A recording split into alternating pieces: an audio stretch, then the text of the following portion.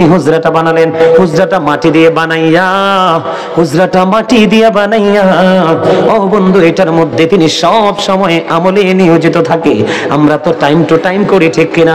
কিন্তু ওই জুরিস time to time নয়, অলওয়েজ আল্লাহর জন্য আল্লাহর দরবারে তিনি প্রার্থনা করতেছেন বন্ধু, কন্টিনিউয়াসলি তিনি প্রে করতেছেন হুজরায় বসে বসে। একদিন তিনি নামাজরত অবস্থায়, গভীর খেয়াল, অত্যন্ত সেনসিটিভ একটা বিষয় বন্ধু, গভীর তিনি নামাজ পড়ে। নামাজের মতো বড় আমল আর কিছু আসেনি। এটা আপনি ফরজ বলেন, ওয়াজিব বলেন, সুন্নাত বলেন, নফল বলেন, নামাজের মাধ্যমে আল্লাহর কদমে আমরা কপাল লাগাই, এটার চেয়ে বড় জিকির আর কিছু হতে পারে না। জুরিজ হুজরার মধ্যে নামাজরত অবস্থায়, এমন অবস্থায় বন্ধু, এমন নামাজরত অবস্থায় তিনি হুজরার মধ্যে, এমন সময় ওই জুরিজের মা বাইরে থেকে ডাকে, মা, বাবা, বাবা জুরিজ, আমি তোমার সাথে দেখা করতে এসেছি, আমি তোমার মা। জুরিজ তো নামাজের নিয়ত বেঁধেছে, খেয়াল করেন। জুরিজ নামাজে দাঁড়িয়ে দাঁড়িয়ে চিন্তা করে, জুরিজ নামাজে দাঁড়িয়ে দাঁড়িয়ে চিন্তা করে, আল্লাহ আমি কি নামাজ চালিয়ে যাব নাকি আমার মায়ের ডাকে সাড়া দিব? সর্বশেষে জুরিজ চিন্তা করলেন, না না না, আমি আমার মায়ের ডাকে সাড়া দিব না, নামাজটাকে শেষ করে নেই। খেয়াল করেন, তিনি নামাজটা শেষ করে নিলেন। নামাজ শেষ করার পরে হুজরার বাইরে এসে দেখে মা নাই, মা চলে গেছে। জুরিজ আর কিছু বললেন না, আবার তিনি হুজরার মধ্যে অবস্থান শুরু করলেন। হুজরার মধ্যে অবস্থান করতে করতে করতে করতে বন্ধু, আবার একদিন চলে গেল, রাত চলে গেল। পরের দিন আবার জুরিজ এই হুজরার মধ্যে নামাজরত অবস্থায়, এমন সময় আবার পরের দিন মা আসলো। মা এসে দেখে, বাবা, বাবা গো, ও বাবা জুরিজ তুমি কোথায় গো? আমি মা এসেছি, তোমাকে দেখবো। এবার বন্ধু জুরিজ আজকেও গত দিনের মতো নামাজ চালিয়ে গেল, কিন্তু কি করে না, মায়ের সাথে দেখা করলো না। মনে মনে চিন্তা করে, যেহেতু নামাজের নিয়তটা বেঁধে ফেলেছি, নামাজ শেষ করে আমি আমার মায়ের সাথে দেখা করব। 2 দিনই চলে গেল বন্ধু, একদিন 2 দিন চলে গেল। তৃতীয় দিন আবার বন্ধু আসলেন ওই জুরিজ, জুরিজের মা। আজকেও জুরিজ নামাজরত অবস্থায়, কি নিয়তির কি পরিণতি দেখেন, নিয়তির কি খেলা। আজকেও জুরিজ নামাজরত অবস্থায়, মা ডাকে বারবার জুরিজ। আজকেও চিন্তা করলো নামাজ শেষ করে এসে মায়ের সাথে দেখা করব, কিন্তু আজকে নামাজ শেষ করলো, নামাজ শেষ করে বাইরে এসে দেখে আজকেও মা নাই, আজকেও মা নাই। মা 1 দিন 2 দিন 3 দিন করে করে আসলো। 3 দিন বন্ধু এমন করে করে এসে 3 দিন যখন ছেলের সাথে দেখা হলো না, এবার যাওয়ার সময় বলে গেল, আল্লাহ 1 দিন নয়, 2 দিন নয়, 3 দিন আমি আমার ছেলের সাথে দেখা করতে এসেছি, ওই ছেলেটার সাথে আমার দেখা হলো না, আমি কষ্ট পেয়েছি। কিন্তু ছেলে তো নামাজ পড়ে, খেয়াল করেন ছেলে কি করে। 3 দিন আসলাম, ছেলেটা দেখা দিল না। তুমি আমার ওই ছেলেটাকে বেশ্যা মহিলার মুখ না দেখাইয়া মরণ দিও না। জোরে জোরে কন্যা নাউজুবিল্লাহ। মা কি দিল? অভিশাপ দিয়ে দিল। আসলে তো সন্তান মাকে বকাঝকা করে না, বুখারী শরীফের হাদিস, সন্দেহ করার কোনো সুযোগ নাই। এবার বন্ধু কি করলেন, মা অভিশাপ দিয়ে চলে গেলেন, বেশ্যা মহিলার মুখটা দেখাইয়া তারে মরণ দিও না। বন্ধু ওই তৎকালীন সময়ে জুরিজের জামানায় ওই এলাকায় বেশ্যা মহিলা বাস করত, যার কাজই ছিল বেগানা পুরুষের সাথে ফিজিক্যাল মেলামেশা। নাউজুবিল্লাহ। বন্ধুরে আমার, ওই যখন মা অভিশাপ দিল, হাদিস শরীফের মধ্যে এসেছে ওই বেশ্যা মহিলার গর্ভে একটা সন্তান ছিল, বেশ্যা মহিলার পেটে বাচ্চা ছিল। বাচ্চাটা ধীরে ধীরে বন্ধু প্রসব করলো। প্রসব হওয়ার পরে মানুষ তাকে প্রশ্ন করলো, এই বাচ্চাটা তুমি কোথায় পেয়েছো? এবার ওই বেশ্যা মহিলা এতদিন বন্ধু আল্লাহওয়ালা জুরিজকে নিয়ে তার কোনো ইন্টারেস্ট নাই, কিন্তু মা অভিশাপ দিতে দেরি। এবার ওই বেশ্যা মহিলা বলতেছেন, ওই বাচ্চাটা এনেছি আমি জুরিজ থেকে। জোরে জোরে কন্যা নাউজুবিল্লাহ।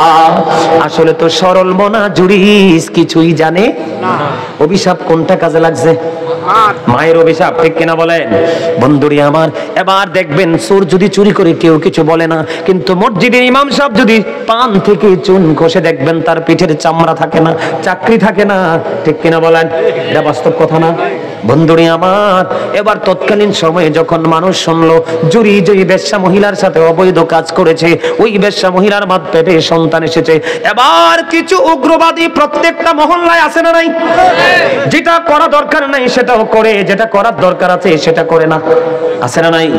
তৎকালীন সময়ে বন্ধু কিছু উগ্রবাদী মানুষ জলদি চলে গেল, হুজুরি জেরি মাটির হুজরাটাকে ভেঙে ফেললো, তাকে কন্টিনিউয়াসলি বন্ধু প্রহার করতে শুরু করলো, মারতে মারতে মারতে মারতে প্রহার করতে করতে বন্ধু তাকে টেনে হেসড়ে তার হুজরা থেকে বের করলো। এবার জুরিস বলল, তোমরা আমাকে এভাবে প্রহার করতেছো কেন? কেন গো আমাকে তোমরা প্রহার করতেছো? এই কথা বলার পরে এবার হযরতে জুরিস যখন প্রশ্ন করলো, তখন ওই মানুষগুলো বলল, তোমাকে প্রহার করার কারণ হলো তুমি বেশ্যা মহিলার সাথে অবৈধ মেলামেশা করে তার গর্ভে সন্তান দিয়েছো। জুরি জুরি কন্যা নাউজুবিল্লাহ। এবার ওই আল্লাহওয়ালা বুজুর্গ সাদাত ওই জুরিজ বলল, আমি ওই মহিলার সাথে কোনো মেলামেশা করিনি, ওই বাচ্চাটা কোথায় আমার কাছে নিয়ে আসো। খেয়াল করেন জুরিজের পাওয়ার কত, আল্লাহর কাছে আল্লাহর সাথে তার কত প্রেমের বন্ধন।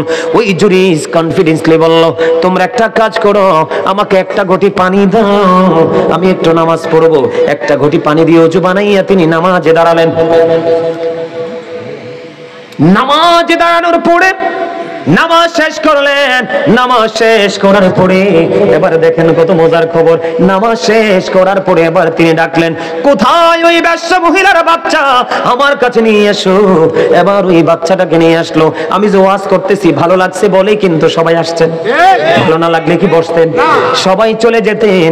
কিন্তু মানুষের মধ্যে একটা প্রশ্ন কন্টিনিউয়াসলি ঘুরপাক খাচ্ছে, এমন আল্লাহওয়ালা জুরিজ এমন নাপাক কাজ কোনোভাবে করতে পারে না, এটা করতে পারে না। আসলে বাস্তবতা কি দেখবো, মানুষ বন্ধু লোকে লোকারণ্য হয়ে গেল, মানুষগুলো সারি সারি ভাবে দাঁড়িয়ে গেল।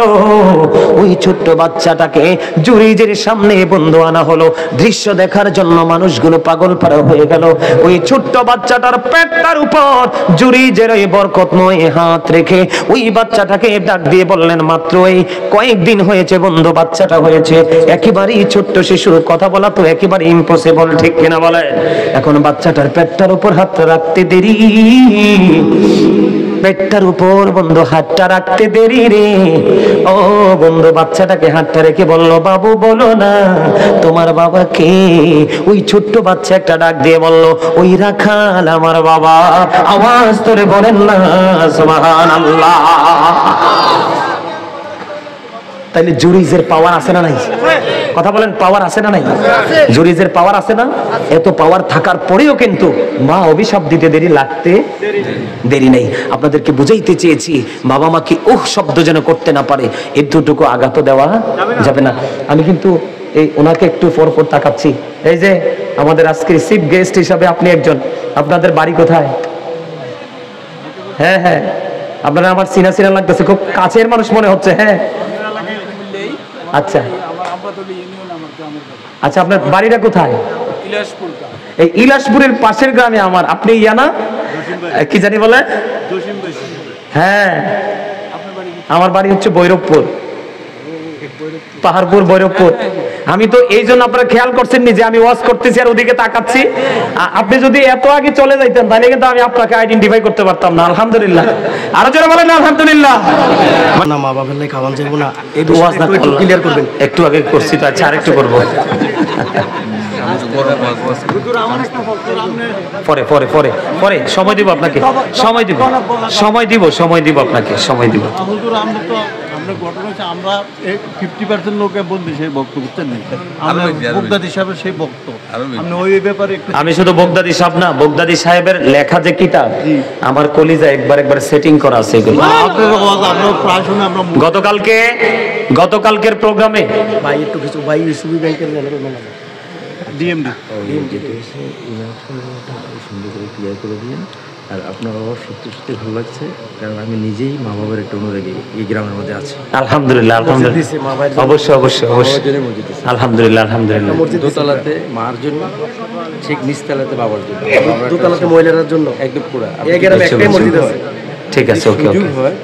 ওই যদি আমি জানি না আপনি কতক্ষণ থাকবেন, ওই দিক দিয়ে গেলে একটু দেখাই নিচ্ছি। ওকে আচ্ছা ঠিক আছে, ওকে ওকে ঠিক আছে, আচ্ছা ঠিক আছে, খুবই ভালো লাগছে। জি অবশ্যই অবশ্যই, আপনার সাথে আমার কমিউনিকেশন থাকবে ইনশাআল্লাহ। যদি ঢাকায় থাকেন? আমি কুমিল্লাতে। ওকে ঠিক আছে, আর ডিস্টার্ব করবে না কেউ? না ঠিক আছে, ওকে বসেন। সম্মানিত উপস্থিতি, আমি আপনার ভক্ত। আপনারা কি আরেকটু আলোচনা শুনবেন? মা সম্পর্কে কিন্তু ওয়াজটা বেশি বড় হয়ে গেছে। হ্যাঁ, মায়ের গজলটা বলে গাইতাম। কোনটা? হ্যাঁ, তাহলে আমার লেখা যেটা আমি এটা গাই। আমি সেই 8-9-এ যখন পড়ি তখন আমি মা বাবা নিয়ে একটা কি করেছিলাম, গজল লিখেছিলাম। আমি একটুখানি শোনাই, যেহেতু তার আবদার। কেমনে গেলা ফাঁকি দিয়া মাগো আমায় ফিরে দিবানিশি তোষের আগুন হৃদয়ে জ্বলে। কেমনে গেলা পাখি দিয়া মাগো আমায় ফিরে দিবানিশি তোষের আগুন হৃদয়ে জ্বলে। হাইরে কাহাইন্দা হইছে রে নদী মা,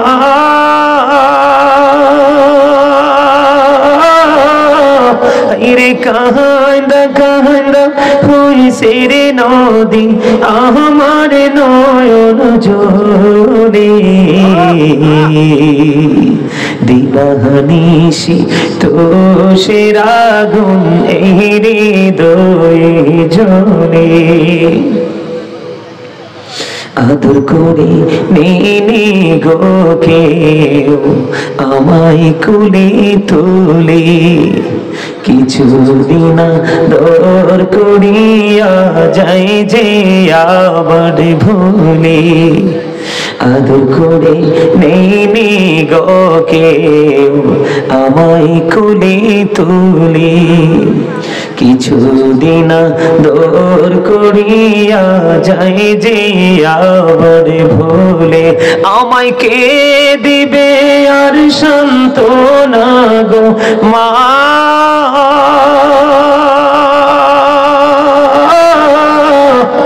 আমায় কে দিবে সান্ত্বনা গো একটু আদর করে। দিবানিশি তোষের আগুন হৃদয়ে জ্বলে। সংবেদনা হইলা গো যাইতাম মায়েরা দূর পেলে, সেই মায়া আমায় ছেড়ে গেছে চিরদিনের তরে। বলেন সংবেদনা হইলা গো যাইতাম মায়েরা দূর পেলে, সেই মায়া আমায় ছেড়ে গেছে চিরদিনের তরে। আমায় নাম দড়িয়া ডাকি দিয়া রে মা,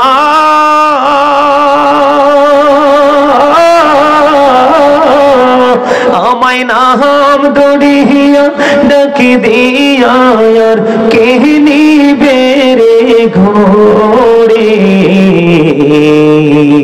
দিবানিশি তোষের আগুন হৃদয়ে জ্বলে। গজলটা আরো বড়, আরো যদি লম্বা করি তাহলে আমার আরো সময় লেগে যাবে, কিন্তু আমার ওয়াজ বাকি রয়েছে আরো। আমি কি ওয়াজ শেষ করব নাকি আরেকটু করব আলোচনা? মা বাবা নিয়ে যেটুকু করছি তো সারবো তো, চলবে না? যারা বোঝার কিন্তু বুঝে গেছে, যারা বুঝেছেন বুঝে গেছেন। তবে সর্বশেষে হাদিস থেকে একটু বুঝাইতে চেষ্টা করছি আপনাদেরকে যে বাবা মাকে কোনোভাবে কি করা যাবে না, কষ্ট দেওয়া যাবে না। এখন আমি কি করি কোন তো, ওরা যে দাঁড়ায় রয়েছে আমার কাছে তো খারাপ লাগতেছে। হ্যাঁ আপনারা ভাইয়েরা আমার, আপনাদেরকে আবারও বলছি, আপনারা অনেক লম্বা সময় তো আলোচনা শুনতেছেন, আমি খুব অল্প সময়ের মধ্যে শেষ করে দিব। আপনারা সবাইকে বিনীতভাবে অনুরোধ করছি, আপনাদের মাঝে মাঝে একটু একটু গ্যাপ আছে, একটু সামনের দিকে এসে বসেন না দয়া করে। এই যে ওরা কত মানুষ, ওরা দাঁড়ায় রয়েছে, সবাই আসেন সামনের দিকে, ওদেরকে একটু বসতে দেন। আচ্ছা ঠিক আছে, আপনারা কথা বললেন না। আমি একটা আলোচনা করবো এখন ছোট্ট করে। কি করে? এটা কি কোরআন শরীফ না? আমার দিকে তাকান, আপনারা একটু আমার দিকে খেয়াল করেন। হ্যাঁ, কথা বলবেন না দয়া করে। এতক্ষণ যেভাবে আদবের সাথে আলোচনা শুনেছেন ঠিক এইভাবে আলোচনা শুনবেন। একটু মহাব্বত করে আদবের সাথে আমি একটু আলোচনা করব একটা বিষয় নিয়ে, কারণ ওই সমস্যাটাও আমাদের সমাজের মধ্যে অনেক বেশি দেখা যায়। কেন বলতেছি জানেননি? আমাদের এলাকায় এখন কিন্তু আমাদের প্রত্যেকটা, সারা বাংলাদেশের প্রত্যেকটা আনাচে কানাচে কোনো জায়গায় একটু মানুষগুলো ফাস্ট, আবার কোনো জায়গায় একটু স্লো, কিন্তু সমস্যাটা আছে, এটা কিন্তু সত্য। সেই সমস্যাটা হলো আপনার আমার দুনিয়ার নিজের পার্সোনাল সবকিছুই কিন্তু সহজভাবে চলে, একটা জায়গা চলে না, সেটা হলো মসজিদ। না ভুল বলছো? আমার ঠিকটা আপনারা ভালো করে বলেন না কেন? একটা জায়গায় কিন্তু ভালো করে চলে না। মসজিদে ইমাম সাহেবকে হাদিয়া দিবে, খতিব সাহেবকে হাদিয়া দিবে, সবার ঘরে ঘরে কত 200, 100, 500 এরকম, ঠিক না? এই টাকাটা আমরা দিতে চাই না। এই টাকাটা যদি দিতে চাই না, আমরা কি জবাব দিব আল্লাহর কাছে ওপারে গিয়ে? এখন আপনি নিজেকে ইমানদার হিসাবে যদি আল্লাহর কাছে পরিচয় দিতে চান, তাহলে কিন্তু আল্লাহ যে সম্পদ আপনাকে দিয়েছে, যে দৌলত আপনাকে দিয়েছে, দৌলত থেকে আল্লাহ সন্তুষ্টির জন্য খরচ করতে হবে। এটা রাস্তায় হোক, আপনার জন উন্নয়নমূলক হোক, কোনো গরিব দুঃখীর জন্য হোক, কোনো সহি মাদ্রাসার জন্য হোক, মসজিদের জন্য হোক, মানে আল্লাহ সন্তুষ্টির জন্য আপনাকে কোনো না কোনো অপশন নিয়ে আপনাকে দান করতে হবে। এটা আপনার অনুযায়ী। আপনাকে কিন্তু কেউ প্রেসার দিবে না। কি দিবে না? আপনাকে কেউ প্রেসার ক্রিয়েট করবে না। এই যে জায়গাটা বোঝানোর জন্য দেখেন সূরা বাকারাতে আল্লাহ রাব্বুল আলামিন বলেছেন, আল্লাযীনা ইউমিনুনা বিল গায়বি ওয়া ইউকিমুনাস সালাতা ওয়া মিম্মা রাযাকনাহুম ইউনফিকুন। আল্লাহু আকবার।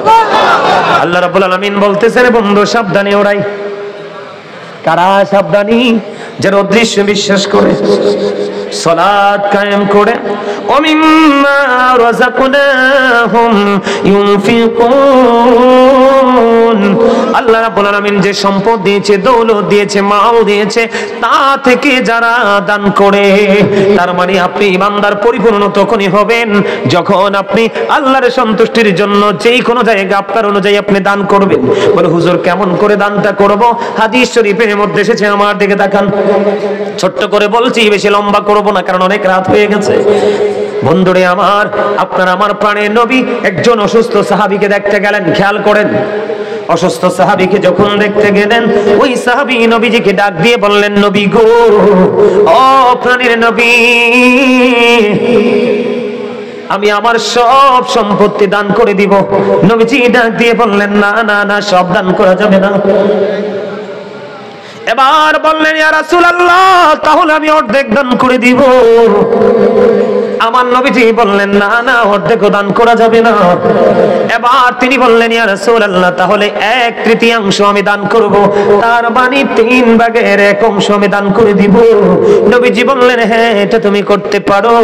এবার আপনার মনের মধ্যে প্রশ্ন আসতে পারে, বলে হুজুর সবগুলোর ক্ষেত্রে নবীজি না করলেন, অর্ধেক খরচ করার ক্ষেত্রে নবীজি না করলেন, 1/3 বেলায় নবীজি কি করলেন? রাজি হলেন। তার মানেটা কি?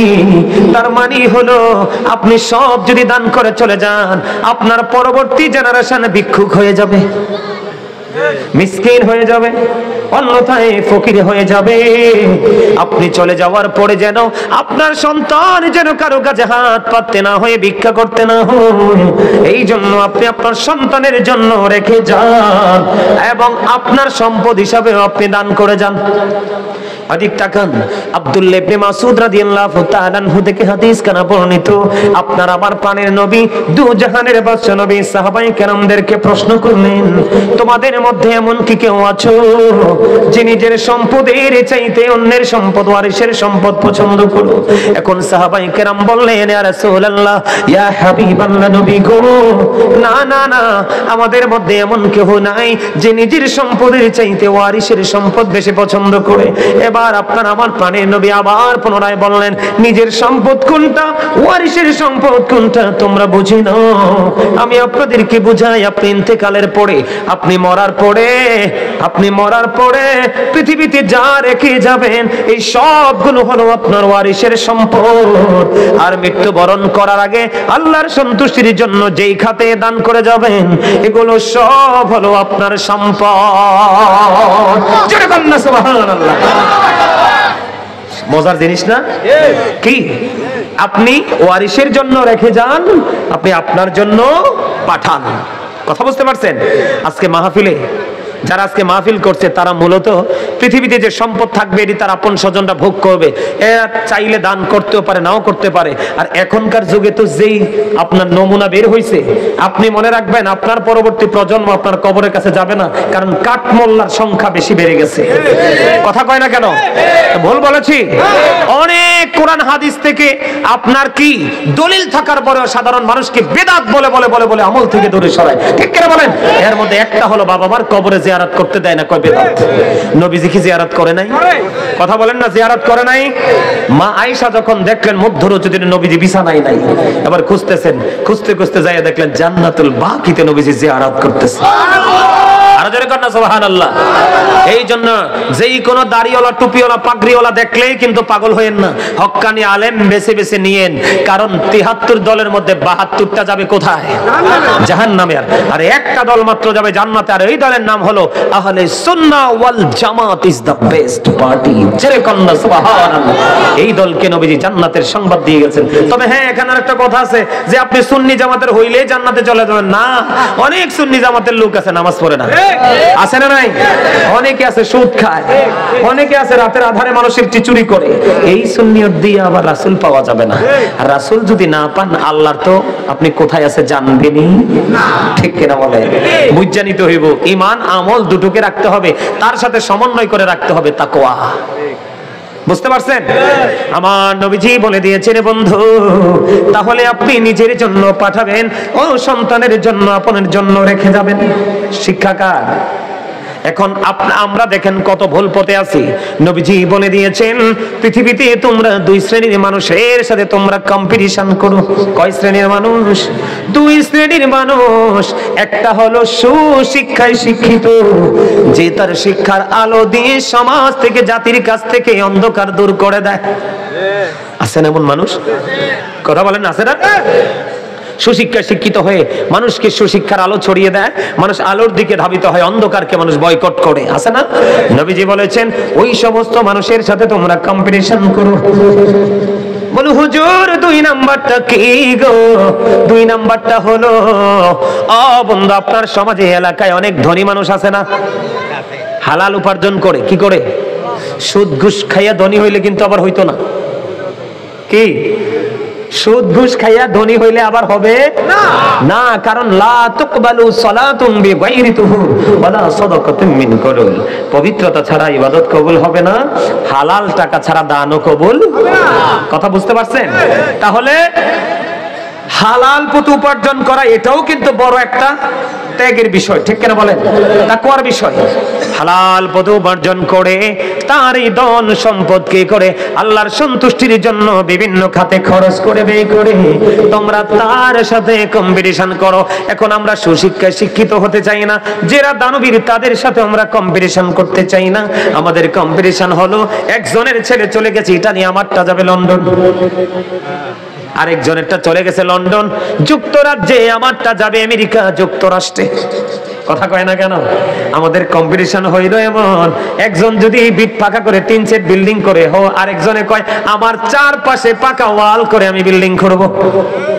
আরেকজনে বলে তুমি পাকা ওয়াল করেছো, উপরে তো টিন দিয়েছো, কিন্তু আমি করব ছাদ দিয়ে। ঠিক না ভাই? এইরকম কম্পিটিশন আমাদের মধ্যে আছে, কিন্তু সঠিক কম্পিটিশন আমাদের মধ্যে নাই। কথা বলেন না কেন? আর জোরে এরকম না বিষয়টা? কেন দান করবেন নি? আল্লাহর কথা নবীজির কথা মিলছেনি? আল্লাহও কইতেছে দান করো, তাইলে তুমি পাক্কা ইমানদার। আর তুমি শক্ত হইয়া কৃপণ হইয়া যদি থাকো তাইলে কিন্তু তুমি ইমানদার হতে পারলা না। ঠিক কিনা বলেন? আপনি যদি 2 হাত ভরে সামর্থ্য থাকে দান করেন, আপনার যখন প্রয়োজন হবে আল্লাহর কাছে চাইতে দেরি আল্লাহ আপনাকে ওইভাবেই দিবে। আর আপনি যদি শক্ত করে রাখেন, আপনি চাইলেও কিন্তু আল্লাহ কি হয়ে যাবে? পাবেন। দেখবেন এক রিকশাওয়ালা হয়ে গেছে কোটিপতি, আর বাপদাদার আমল থেকে আরেকজন কোটিপতি, ওইটা দেখবেন ভিক্ষা করে। আছে না? এটা শুধু তার ওই যে বলেছি সূরা ইউনূসের 44 নম্বর আয়াত, আল্লাহ বান্দার উপর অত্যাচার করে না, বান্দা নিজেই নিজের উপর অত্যাচার করে। ঠিক না? ঠিক। আরেকটা কথা বলি আপনাদেরকে, এই আল্লাহর পথে সন্তুষ্টির জন্য দান না করলে, না খাওয়াইলে সমস্যা আছে। এখন বড়ি গাছে বড়ি পাকে কিন্তু ভিতরে ফোকা আছে না? গত বছর বাবা কাঁঠাল নিছে, আপনাদের এদিকে তো উনি আসে, গত বছর বাবা কাঁঠাল নিছে, কাঁঠালটা ইনটেক, কিন্তু কাঁঠালের যে কোয়া এটার মধ্যে পোকা পাইছি, খাই নাই কাঁঠাল। চিন্তা করেন, এটা কিন্তু একটা রহস্য আছে, তো আছে না? আমরা আগে বাড়ির আঙ্গিনা থেকে, আমার মনে আছে ছোট্ট থাকতে আমাদের ঘরের দরজায় একটা পেয়ারা গাছ ছিল, এটা 12 মাস পেয়ারা ধরতো। এটা আপনার ঠিক এতটুকু হইতো, একদম সেপটা হইতো পেয়ারাগুলো, এত গোল না। তো এটা দেখতাম অনেক সময় ফজর পড়তে উঠলে দেখতাম যে পেয়ারা পড়ে রয়েছে নিচে পাইকা, কামড় দিলে যে স্বাদ লাগতো, গান মিষ্টি সবকিছু মিলাইয়া। কিন্তু এখন কি আর পাকা পেয়ারা খাওয়া যায়? পোকা না, কামড় দিয়া খাইলাম ধোকা, পেয়ারার ভিতরে বসে রয়েছে পোকা। ঠিক না ঠিক আছে না? নাই না, বল কইছি পোকা আছে না? এটার জন্য দায়ী কি আপনি এবং আমি? বলে হুজুর কেন? হাদিস শরীফের মধ্যে আসছে আপনাদের এলাকার মানুষ তো কৃষি কাজ করে না, অনেক সবজির চাষ তো করে। তো ধরেন আপনার যে কোনো সবজি হতে পারে, তবে এর মধ্যে মজার হলো টমেটো কিন্তু কাঁচা খাওয়া যায়। আমি আগে ছোট থাকতে ক্ষেত থেকে কাঁচা পেরে খেয়েছি, যেটাকে ভেন্ডি বলি, দেরেশ। আমরা আঞ্চলিক ভাষায় কি কই? দেরেশ কই, দেরস কই, যে যেটা পারি এটাই কই। কথা বলেন না কেন? ওইটা কিন্তু গাছ থেকে পেরে পেরে কাঁচা খাওয়া যায় কি যায় না? এবার আরেকটা আছে, ধরেন এখন যে সৃজনাল যে একটা মজার জিনিস আমাদের সবার প্রিয়, শশা এবং ক্ষীরাটা এখন আমাদের সবচেয়ে মজার, ঠিক না? হ্যাঁ, কানে কানে কথা কোন যেত না, জমাইয়া রাখতে হইব। হ্যাঁ, আমার সামনে ডাইনে ভাবে কানে কানে কথা কোন যায় না, কারণ কানে কানে কথা কইলে আমার পিচ্চির আকালকে ভুল ধরছে, আপনি কানে কানে কোন কোন আপনি বলবেন কানে এবং মুখে। আরিফে আমি কই তুই তো গোড়াটা ধরছস, আমি তো ওই খেয়াল করি নাই, কথা তো আসলে মুখ দিয়ে কইছে, কিন্তু কথা তো কইছে কানের কাছে। ঠিক না ঠিক? আমার পিচ্চি গতকালকে ওয়াজ থেকে নামছি, গাড়িতে উঠছি, আমার পিচ্চি বললে কিন্তু বাচ্চা না, এটা কুমিল্লা বিশ্ববিদ্যালয়ের ছাত্র, অনার্সে পড়ে। আমি তাকে ছোট থাকতে পিচ্চি বলি আর কি, আদর করে পিচ্চি বলি। তো এটা সারা ওয়ার্ল্ডের মানুষ জানে হুজুরের একটা পিচ্চি আছে। তা আমার পিচ্চি কালকে গাড়ি দর্শি পরে বলতেছে, হুজুর আপনার এই কথাটা তো হয় না। আমি কিটা কই, কি হয় না? আপনি কোন কানে কানে কানে কানে বলবেন কেন? এটা বলবেন কানে মুখে। যাই হোক, আলহামদুলিল্লাহ। আবার কুমিল্লা আলিয়াতে ফাজিল করতেছে মনে হয়, এবার মনে হয় 3rd ইয়ারে সম্ভবত। আরিফের কথা বলতেছি আর কি। এরপরে আজীবন আমার কাছে পিচ্চি থাকবে। বড়দের কাছে কি ছোটরা কখনো বড় হয়? বাবা মার কাছে কি সন্তান কখনো বড় হয়? তা আমার কাছে তো সে কখনোই বড় হবে না, আমার কাছে সে পিচ্চি থাকবে। যতদিন সে পিচ্চির মতো থাকবে ততদিনই আমার কলিজায় তার বসবাস থাকবে। যেদিন সে বড় হয়ে যাবে সেদিন কিন্তু আর সেই জায়গাটা পাবে। এটাই কিন্তু বাস্তবতা। সন্তান যখন বাবার মুখে কথা বলে এটা বড় হয়ে গেছে, তখনই কিন্তু সন্তানের প্রতি লানত আসতে থাকে, ঠিক না? যেটা বলতে চেয়েছিলাম, আপনাদেরকে এক্সাম্পল স্বরূপ দেওয়ার জন্য হাদিস শরীফের মধ্যে আসছে। আবার ধরেন আমাদের বাংলাদেশের সবচেয়ে অর্থনৈতিক একটা ভূমিকা রাখে গরু এবং ধান। কথা কয় না কেন? অনেক সময় অনেক গরিব আছে, খাওয়াইতে পারে না ঘরে, গরুগুলো ছেড়ে দেয়, তো মাঠে যাইয়া আরেকজনের ধানের গোছা কি করে? খেয়ে ফেলে কিনা? এখন অনেক সময় দেখা যায় এমন সময় ধানের গোছা খাইছে, এই ধান আর শীষ বের হবে না, ঠিক না ঠিক? শীষ মানে ধানের ছড়া আর বের হবে না। এটি কিন্তু বাস্তবতাটা তুলে ধরতেছি আপনাদের কাছে, বাস্তবতাকে অস্বীকার করা যাবে না কিন্তু। কথা বলেন, the cow is useful animal, ঠিক কিনা বলেন? কথা বলেন না কেন? ডোমেস্টিক অ্যানিমেল, এটা অস্বীকার করা যাবে না। বুঝতে পারছেন? এদিক তাকান। এখন বন্ধু, গরিবের গরু আপনার ক্ষেতের কোনা দিয়ে কয়েকটা ধানের গোছা খেয়ে ফেললো, এমন সময় খেয়েছে এই সময় আর বন্ধু শীষ বের হবে না, ধানের সময় শেষ হয়ে গেল। আপনার আমার প্রাণের নবী বলে দিয়েছে হাদিস শরীফের যে মূল ভাষা, আপনি ওই কৃষককে গালি দেন নাই, আপনি কৃষককে বকা দেন নাই, আপনি কৃষককে কোনো পানিশমেন্ট দেননি, আপনি ধৈর্য ধরেছেন। আমার নবীজি বলেছেন তুমি ধৈর্য ধরেছো, আল্লাহর উপর ভরসা করেছো, কৃষককে তুমি জরিমানা করো নাই, জরিমানা নাও নাই, তোমার জন্য একটা স্পেশাল নিয়ামত বরাদ্দ হয়ে গেল। ওই গরুগুলো যতগুলো ধানের গোছা খেয়েছে, ওই ধানের গোছা খেয়ে ফেলার কারণে তুমি তাকে কোনো বকা দাও নাই, তার কলিজায় আঘাত দাও নাই, তার পশুটাকেও তুমি বেত্রাঘাত করোনি, তোমার আমল নামায় চলে আসবে সদকার সওয়াব। কথা বলেন না কেন? না, গরু তো আর কমন ভাবে কেউ ছাড়বে না, এটা তো ইন কেস। কথা বলেন না কেন? এটা কি আমি আপনাদেরকে বলছি, আমি কোথায় যাই এই বক্তব্য দিতে দিতে কোথায় যাই আপনারা শেষ পর্যন্ত বসলে না তো বুঝতে পারবেন। টমেটো বলেন, ক্ষীরা বলেন, যেই বলেন, আপনাকে না বলে কি করলো? নিয়ে গেল, খেয়ে ফেললো। এখন কিন্তু কিছু ক্রিমিনাল আছে আমাদের বাংলাদেশে। কি আছে? কিছু ক্রিমিনাল আছে না নাই? একজনের সাথে যদি শত্রুতা থাকে, সাক্ষী হয়ে তার জন্য জরিমানা দাঁড় করায়, আছে না নাই? বন্ধুরে আমার, পশু পাখি কীট পতঙ্গ যাই খায়, আপনার আমল নামায় চলে আসবে সাদকার সওয়াব। সুবহানাল্লাহ বলেন না? এখন দেখবেন পুকুর থেকে পাখি দুই একটা মাছ খায়। কি খায়? দেখবেন নেট দিয়ে পুরো ব্লক করে দেয়। এই যুগে পাখি নাই বললেই চলে। আমরা যখন ছোট্ট ছিলাম এত পাখি ছিল। ধান যখন খাইতো অগ্রহণ মাসে সোয়া দিত, কত পাখি এসে ধান খাইতো।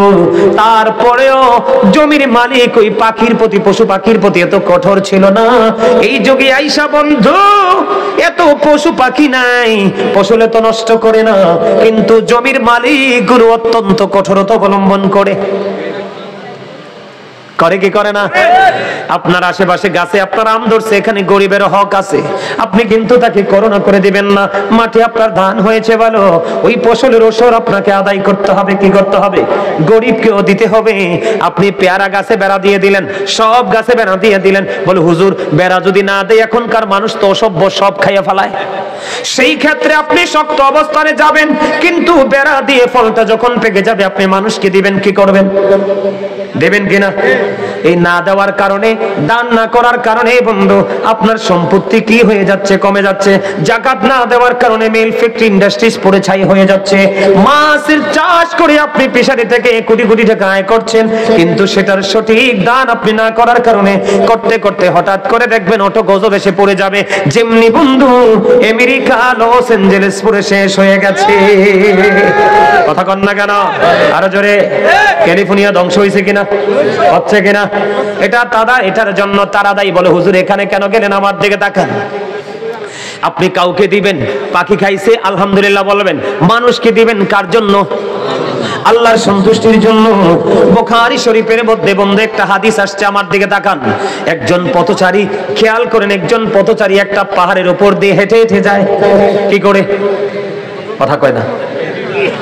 পাহাড়ের উপর দিয়ে হেঁটে যায়। হঠাৎ করে তিনি আওয়াজ আসলেন, আকাশ থেকে, গায়েব থেকে আওয়াজ আসলো, অমুকের জমিনে পানি দাও। খেয়াল করেন, কি? অমুকের জমিনে পানি দাও। তখন বন্ধু তিনি